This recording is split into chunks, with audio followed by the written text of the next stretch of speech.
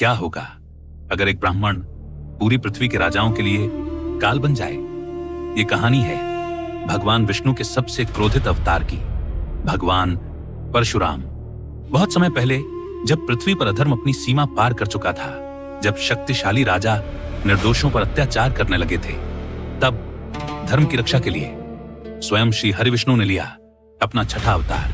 परशुराम एक ऐसा योद्धा जो हर्ष भी था और विनाश भी, जिसके हाथों में था वेदों का ज्ञान और कंधों पर मृत्यु का फरसा। महर्षि जमदग्नि और माता रेणुका के पुत्र राम बचपन से ही असाधारण थे। उनकी तपस्या, उनका अनुशासन देवताओं तक को झुका देता था।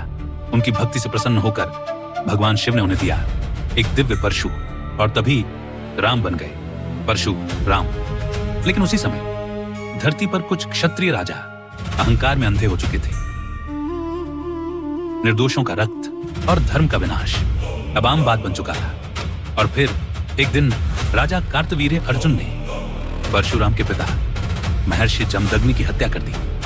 उस दिन एक पुत्र रोया नहीं। उस दिन जन्म हुआ प्रलय का। परशुराम ने प्रतिज्ञा ली, मैं पृथ्वी को अत्याचारी राजाओं से मुक्त करूंगा। और कहा जाता है उन्होंने 21 बार पृथ्वी से अधर्मी क्षत्रियों का अंत किया। जब उनका फरसा उठता था तो साम्राज्य कांप जाते थे। जब उनकी आंखों में क्रोध जलता था तो अधर्म घुटनों पर आ जाता था। लेकिन परशुराम केवल क्रोध नहीं थे, वे थे धर्म का संतुलन, अनुशासन की शक्ति और न्याय का अंतिम स्वरूप। और सबसे बड़ा रहस्य, कहा जाता है भगवान परशुराम आज भी जीवित हैं। वे सप्त चिरंजीवियों में से एक हैं और कल के अवतार के आने तक धरती पर रहेंगे। एक ऋषि, एक योद्धा, एक अमर अवतार, भगवान विष्णु का सबसे क्रोधित अवतार परशुराम।